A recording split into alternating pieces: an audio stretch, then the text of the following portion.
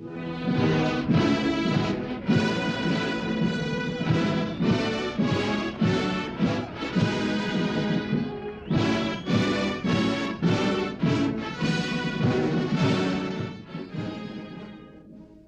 have all studied the deadlock of trench warfare in World War I.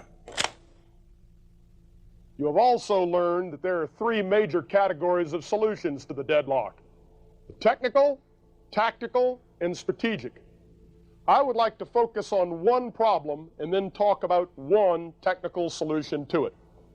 The problem at hand is the problem of trench assault.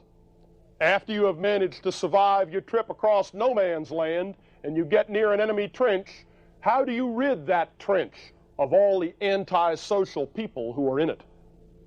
By the time you get to the enemy's trench, he may well outnumber you, and you and he are both armed with bolt-action magazine rifles and the bayonet.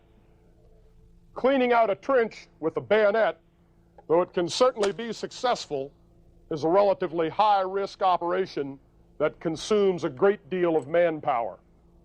Many armies experimented with new weapons which might help their soldiers do this job. In order to illustrate this point, we have prepared a target array which will give you some idea of what a soldier jumping into an enemy trench might have had to confront. The target array will consist of 3 stationary silhouette targets to the left, 3 more stationary silhouette targets to the right, and, after those are engaged, a surprise pop-up silhouette target that would roughly approximate an enemy soldier running out of a bunker or communications trench. As we engage this target array with various weapons, you should look at the advantages and disadvantages of each weapon going through the same target run. The first weapon will be the bolt-action rifle with the bayonet.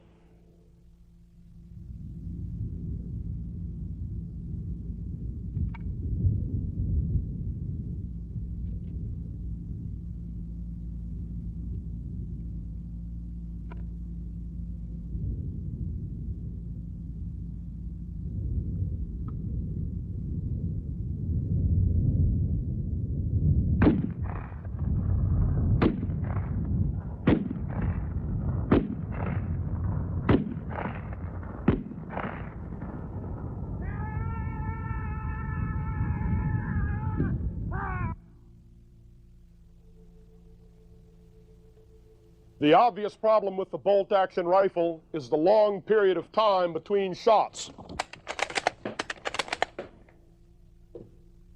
The relatively small magazine capacity when you are dealing with an abundance of targets, and the requirement to go in with the bayonet. One of the American solutions was the riot or trench shotgun.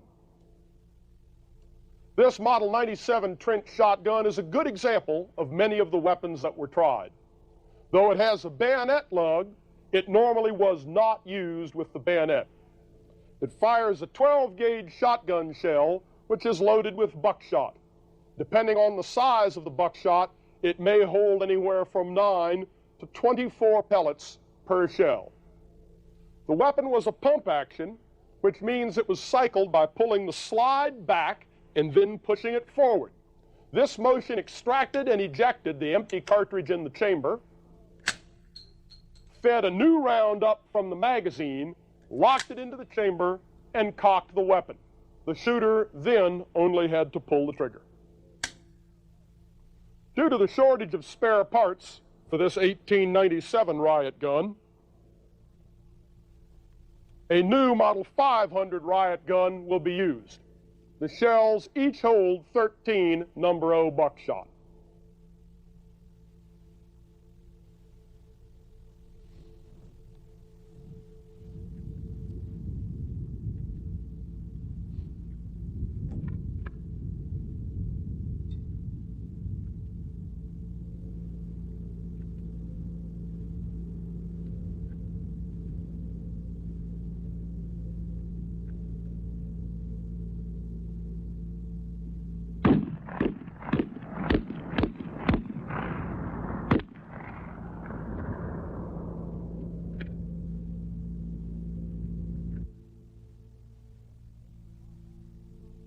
One of the major problems with the shotgun is quite obvious. Its tubular magazine holds only 6 rounds, and in order to reload it, the rounds must be individually inserted by the shooter. There is no magazine charging. When out of ammunition, it takes a long time to reload, and the shooter is vulnerable. The weapon appears to be very, very fast. The shooter killed his 6 stationary targets in well under 3 seconds. However, that can normally not be done in the hands of the ill-trained soldier. It took constant, repetitive training in order to achieve that sort of speed with a shotgun. Further, contrary to popular belief, you do not simply point a shotgun at the mass of the enemy and let fly. You select individual targets, aim at them, and kill them. The purpose of the buckshot is to give some margin for error. The pattern need not be perfectly centered on the chest. Secondly, buckshot kills by the sum total of the multiple wounds. The shooter using this shotgun has been using pump-action shotguns for 24 years, to include using them in both competition and combat. The average fellow with a shotgun would probably not acquit himself that well. Lastly, the remaining grave defect of the shotgun was not evident. The shotgun's maximum range with buckshot is only 50 yards. Though this is adequate for cleaning out a trench or for use at night, it leaves the shotgun-armed soldier at a desperate disadvantage when he is caught in the open during daylight. The Germans tackled the technical problem from a completely new angle. They created a new class of weapons with a new set of advantages and disadvantages. In order to gain long combat range with good terminal effect, a strong weapon, the bolt action, firing a powerful cartridge, was needed. The Germans decided to sacrifice long combat range. They took a pistol cartridge, the 9mm Luger, with vastly decreased range and energy, and chambered this into a shoulder-fired weapon. With the much reduced power of the ammunition, that shoulder-fired weapon could now be made fully automatic, and yet the soldier could still easily withstand the recoil and control the weapon. The result was the MP-18 submachine gun.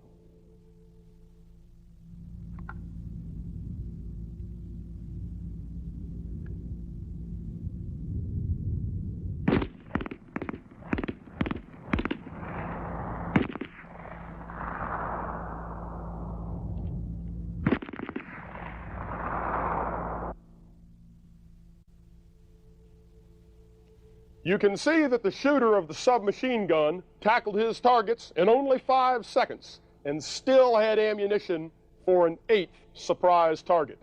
He then easily reloaded his submachine gun with another magazine. You'll also note that the shooter engaged his targets with the proper short burst technique. He aimed at each individual target, gave it a burst, and then moved to the next. The submachine gun kills by firing a group on the target, much like the shotgun fires a pattern of buckshot. This group gives the shooter some margin for error and still assures adequate target hits. Contrary to what Hollywood would have you believe, the continuous spray is simply not effective with any weapon short of a water-cooled machine gun. As an example here, let us suppose that our submachine gun shooter was faced with 6 targets at double arm interval. This would give him a linear target width of 30 feet. He only has 32 rounds in the magazine, so he would have to have his sweeping motion perfectly in tune with the cyclic rate of fire of the weapon, and I suppose with the Zen harmony of the universe, in order to evenly space his bullets along that linear target. Hopefully, the spacing and the harmony would be such that a bullet would land on the breastbone of each of the 6 targets. Give me a break. The submachine gun is also important as an example of a design trade-off. It was a conscious attempt by the designers to satisfy a problem with the weapon that gives up advantage in one of the components of firepower in order to gain advantage in another component. On the chart, it looks something like this. Note the bolt action, which you have seen before, is our baseline weapon with a volume of fire of 14 rounds per minute and battle sight and adjust sight range going out to 1,000 yards. Remember that at close range, where the requirement for sight picture is somewhat less, the bolt action volume of fire could go up to 20 rounds per minute. The shotgun, which looked so good in that film clip, all of a sudden doesn't look so good here. Its range is only 50 yards, and its volume of fire is actually quite low. The problem here is the reloading of the magazine.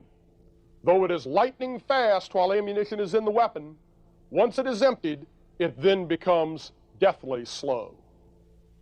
The submachine gun seems to be a good blend. Its maximum range, though short, at least does not leave the shooter totally naked and helpless. As long as his movement is covered by bolt-action magazine rifles and machine guns, he can still move across open ground and protect himself at some reasonable range before he gets to the enemy trench. At the close range, his high volume of fire, which is all controllable fire, then becomes the overriding factor. I'd like to emphasize again that it is controllable fire. The submachine gun fires a pistol cartridge in a heavy shoulder-fired weapon, and the bursts can be directed without problem from the recoil. If the weapon was chambered for a more powerful cartridge, the recoil would drive the weapon up and away from the target and would limit its usefulness severely. The submachine gun became an essential element in the total German combined solution that we now know as German storm or German infiltration assault tactics. You'll study the results of the offensives using these tactics when you study World War I. Remember that the submachine gun, backed up with rifles and a new quasi-portable water-cooled machine gun, were the backbone of these tactics. The German platoon was organized around these weapons. One squad had submachine guns, with each submachine gunner having an ammunition bearer. Two squads had Mauser bolt-action rifles, and one squad had the 08-15 Maxim machine gun. None of these weapons could have survived alone. However, when woven into the proper organization and with a tactical doctrine that intelligently took advantage of each weapon's characteristics, they performed well.